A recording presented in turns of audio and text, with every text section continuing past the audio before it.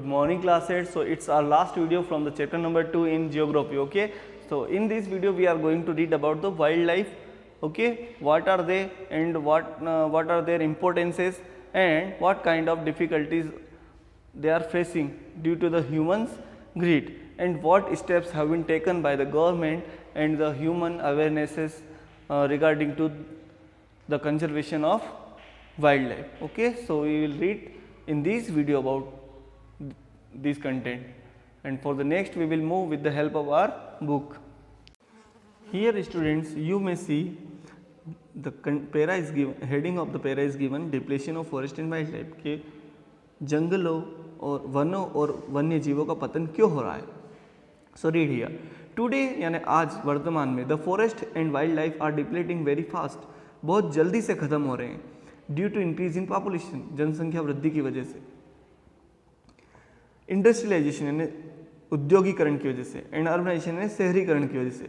Large scale deforestation has resulted in loss of habitat for animals, यानी बड़े स्तर पर जो वनों का अपरोपण हुआ है यानी उनकी कटाई हुई है या कटा हुआ है, इससे जो है जो एनिमल्स है, जीव जंतु, उनके जो नेचुरल हैबिटेट यानी उनके प्राकृतिक आवास स्थल जो है, आश्रय स्थल जो है वो ख़त्म, उनमें कमी आई है.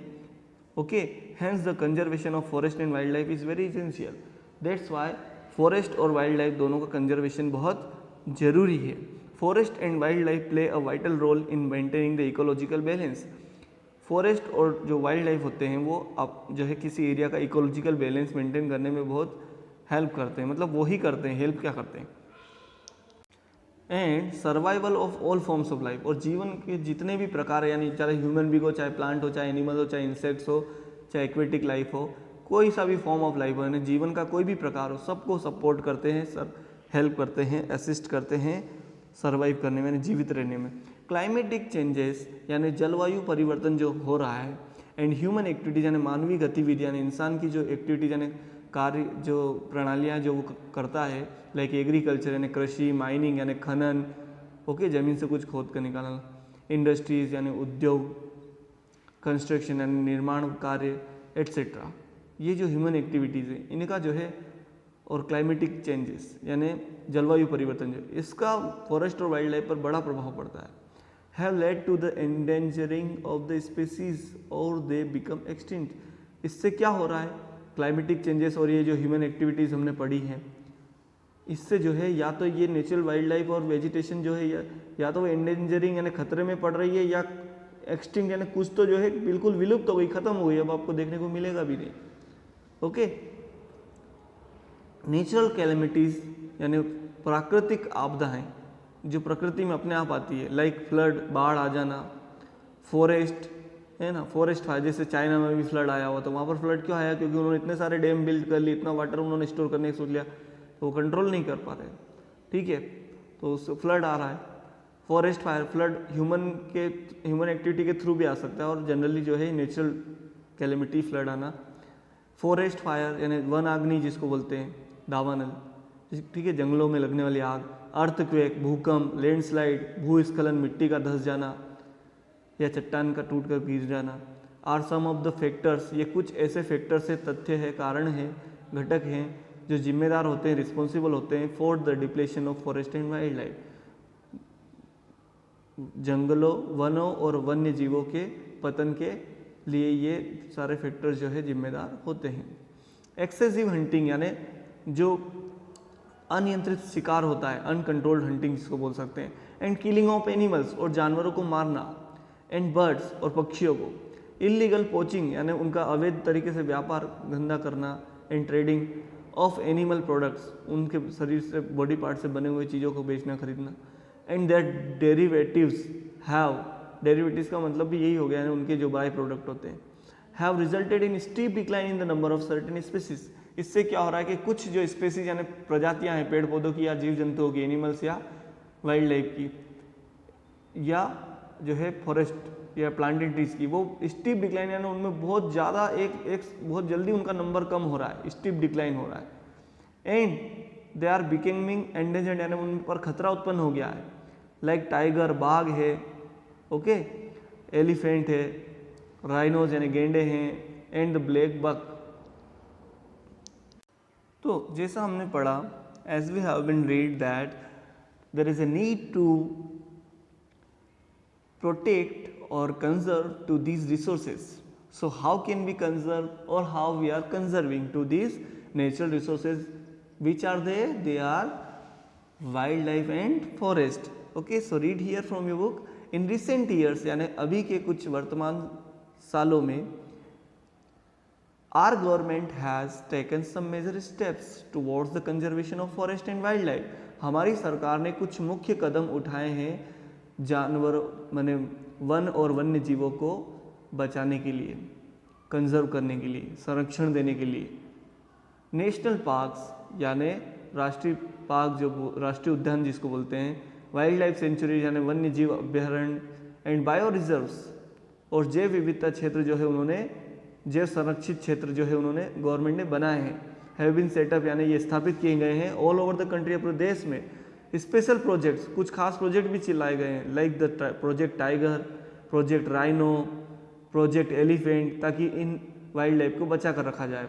Have been taken up towards the conservation of these species.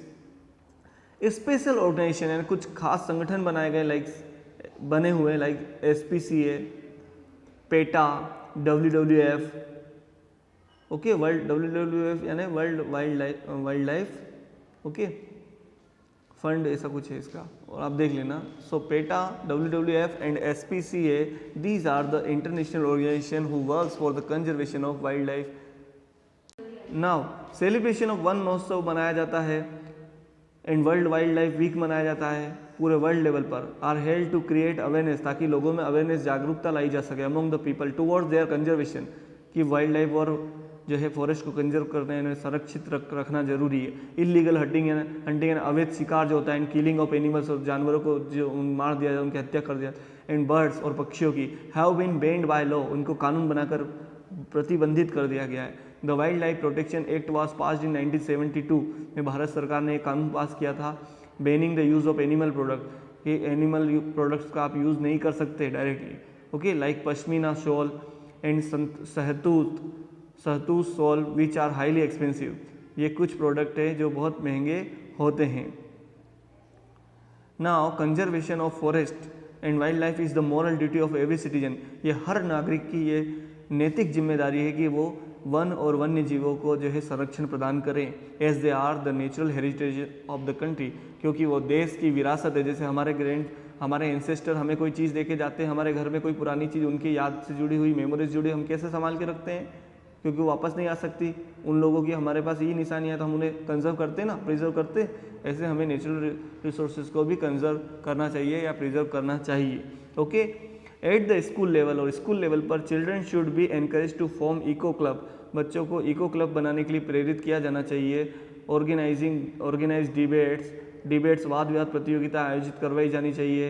Hold poster making competition आयोजित किए जाने चाहिए। एंड फील्ड ट्रिप्स यानी बच्चों को अलग अलग फील्ड यानी क्षेत्रों में जो है ले जाना चाहिए, लाइक नेशनल पार्क ले जाएं या नेशनल बर्ड सेंचुरी ले जाएं, और भी बहुत सारे। It will be helpful to create awareness among them. इससे बच्चों में अवेयरनेस यानी जागरूकता आएगी, ओके, अबाउट द एनवायरनमेंट, पर्यावरण को लेकर। And it's delicate natural balance, और इससे जो है वो प्रकृति का जो डेलिकेट यानी जो नाजुक संतुलन प्रकृति में बना हुआ वो आगे भी बना रहेगा। एंड और हम कह सकते हैं कि ये इस डेलिकेट बैलेंस को मेंटेन करने की बहुत ज़रूरी है फॉर अ बेटर फ्यूचर, यानी आने वाले अच्छे कल के लिए। नाउ मिटिगेशन स्ट्रेटेजीज, ये क्या होते हैं? वॉच स्पॉट्स यानी जो चौकियाँ होती है जंगलों में, अवैध शिकार और कटाई नहीं हो उसको रोकने के लिए वॉच स्पॉट्स बनाए जाते हैं। Okay, intervals in Canada to prevent, Canada में ये बनाए गए हैं। हमारे यहाँ भी जो प्रोटेक्टेड रीजन होते हैं वहाँ पर बनाए गए हैं। This post are forest department उसको देखते हैं। यहाँ पर वेल इक्विप्ड होते हैं, यानी जो भी संसाधन वहाँ पर चाहिए वो वहाँ पर उपलब्ध होते हैं। मॉडर्न फायर फाइटिंग इक्विपमेंट होते हैं, जंगलों में आग होने पर बुझाया जा सके। एफिशिएंट कम्युनिकेशन फैसिलिटीज़ होती हैं, कोई भी घटना घटने में तुरंत जो है संपर्क किया जा सकता है एक दूसरे से, अधिकारी कर्मचारी। There should be timely generation, air patrolling होना चाहिए, और जल्दी से जल्दी आग कहाँ लगी इसका पता लगाया जाने से जंगलों में। जनरेशन अवेयरनेस, लोगों में जागरूकता लाई जानी चाहिए। प्रॉपर ट्रेनिंग देना चाहिए। मॉक ड्रिल होना चाहिए, मतलब रिहर्सल प्रोग्राम होने चाहिए, और इस तरह के कई उपाय किए जा सकते हैं।